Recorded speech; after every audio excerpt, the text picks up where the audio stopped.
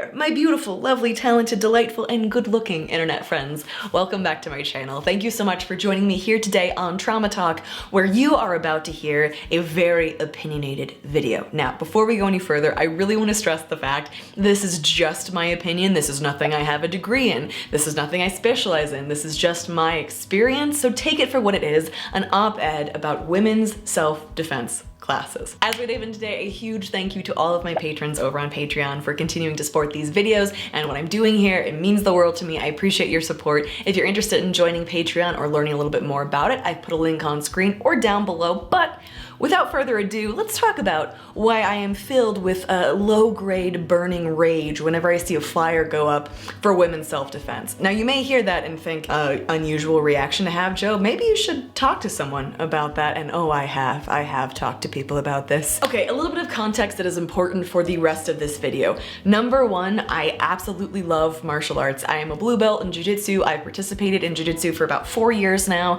I fought with an MMA gym for 2 years. I am a huge fan and proponent for people who are interested in trying it out for so many reasons: mental, physical, emotional. Martial arts are absolutely incredible and also incredible for self-defense. I honestly think jiu-jitsu is one of the most effective things you can possibly learn when it comes to physically defending yourself.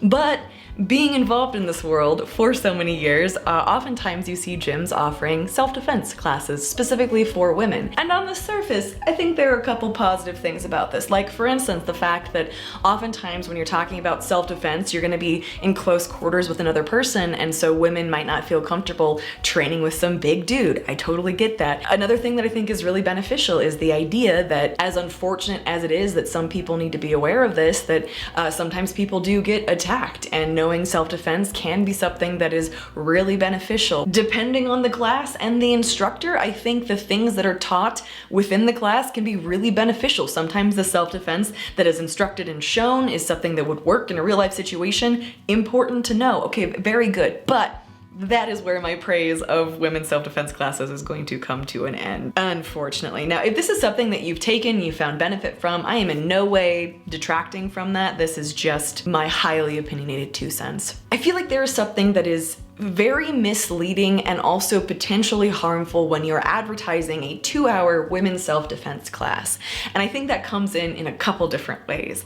Number one, the self-defense classes that I have attended, and like I said, there have been many, are focused on very specific moves for very specific situations, understandably so. You practice them 8-10 times in a group, you feel better, you feel confident, you feel like, okay, so if someone approached me in a parking garage on my way out this evening, I'd feel confident in being able to do this because I now get it, because I get the move, like I get how to execute that choke or that armbar or whatever it is. What many of these classes fail to mention is the fact that unless those moves are ingrained in muscle memory, which takes practice and practice and practice and practice, it is going to be damn near impossible to remember them in a situation where your adrenaline is raised, where you're actually under attack.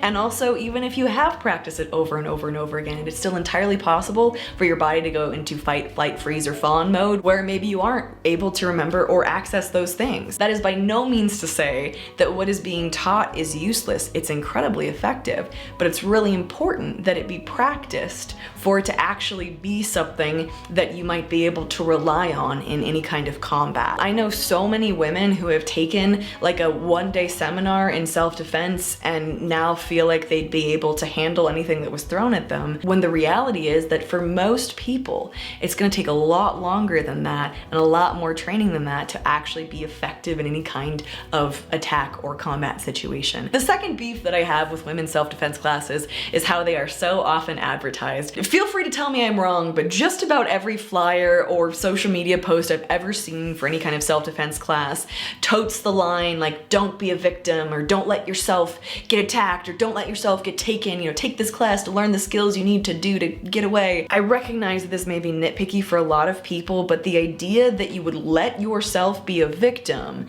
if something bad happened, if you were attacked, if you were assaulted, is setting yourself up to blame yourself when it happens. I feel like this might be controversial to say, and I understand that there are more aspects involved. Programming everybody with the idea that it is your responsibility if you are a victim by constantly saying don't let yourself be a victim, thus implying if you are a victim, you let it happen, is really harmful, especially when crimes that happen at a higher rate to women, like sexual assault and domestic violence, even though men experience those at very high rates as well, being a victim, being a survivor of anything like that already comes with a lot of self-blame and guilt and shame. So when all of the messaging against protecting yourself is about like, don't let it happen to you, I absolutely understand where they're coming from, but on a personal level, it really bothers me because if you are victimized, if you are a victim of a crime, the perpetrator is at fault. You didn't let it happen to you. That was their responsibility and their action. The third piece of roast beef that I have with these kinds of courses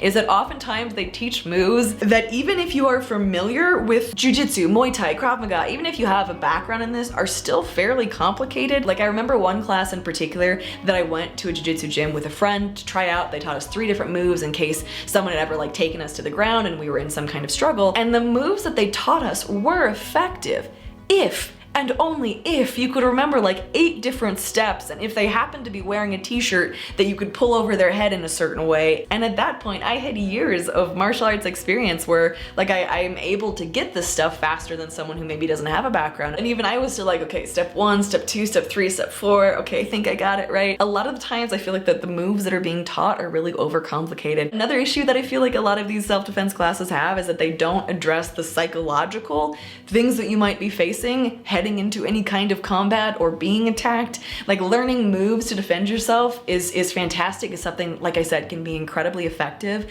but understanding that your body is going to be pumped full of adrenaline and you are going to be in fight, flight, or freeze, and there's a lot more going on, and teaching people how to be more mentally prepared for that, I think would be very beneficial. Like I'm not going to knock a class for not covering every aspect of being under attack because there's only so much you can cover in an hour or two, but I think it's really important to acknowledge the fact that there's a lot more than what you can physically do that goes into defending yourself in any given situation. Now, having said all of that, am I saying that like learning self-defense is useless? Absolutely not. Like I said, I've been involved in martial arts for years now, in martial arts that I do believe, and it's been proven, are highly effective for self-defense. Taking classes, is that a bad thing? Am I saying that that's stupid or dumb? No, not at all. But I think a lot of the classes that I've seen set people up for failure because most that I've seen push this kind of message that if you take this, 1-hour class for 4 weeks, you'll now be equipped to handle the 300-pound dude coming at you in a dark alley. And while that may be the case for a select number of people, the vast majority of the time, like I said, it takes repetition and repetition and repetition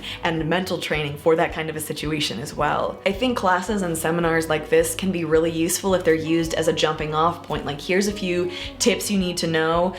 This is something you're gonna have to spend a lot of time practicing for your body to be able to remember it, especially if you're in some kind of stressful situation. Like, if that kind of message is promoted, oh my gosh, I think it's incredibly beneficial for so many reasons. But I really wish that women's self-defense was taught more responsibly. Now, I have been a part of gyms like the one I'm currently a part of that have done this really well, that have used it, like I said, as a springboard of like, here are 3 things that could help you. However, this is gonna need to be practiced, so here's where you would come to practice this. This is what we specialize in, that kind of thing, which I think is fantastic. Now, at the end of the day, I'm not saying that women's self-defense classes are bad. Like I said, this is just a very opinionated video about where I think they fail. I know so many people who have attended these classes, and if they have helped you, if they've helped one of my friends, I am thrilled. If it's something you found beneficial, fun, or educational, that's amazing. I'm not trying to knock that or detract from that at all, but rather add to the conversation that there's generally more to it. And going back for just a moment to the whole don't let yourself be a victim thing, I think one of the reasons that that bothers me in the context of self-defense is the idea that if you do this for a short period of time, you're going to be equipped to never be a victim. And again, like I said, if you are victimized by someone, that is not your fault. That is not your responsibility. That is completely the responsibility of the person who chose to commit those actions against you. Is it good and beneficial to learn things that might lower risk in certain areas? Absolutely, 100%. But to anyone out there who has ever seen one of these classes or taken one of these classes and then has experienced some kind of attack or abuse and feels really crappy or is blaming themselves because they didn't remember those things in the moment, or because they, I'm putting this in big quotes, let themselves be a victim, please know that you didn't let yourself be a victim. Someone chose to commit a crime against you. If someone did something to you, if something happened to you, that is not your fault. That is 100% their fault. I think it's probably pretty clear, but I sort of have a personal vendetta against the like, don't let yourself be a victim thing. I know it's probably a really good motto for a lot of people. It's a good tagline, it's a good slogan. I just think it's sort of damaging when it comes to the world of people who have been victims of crimes. With all that being said, let me know what you think in the comment section down below. If you think I'm totally off my rocker and out of my mind with this, I get it, I understand, but that is my personal vendetta against women's self-defense classes. Thank you so much for giving me your time and your ears and your listening. That means the world to me. You could be anywhere in the world doing anything else, and you chose to hang out with me and listen to me rant about women's self-defense classes for like 10 minutes, so I really appreciate that.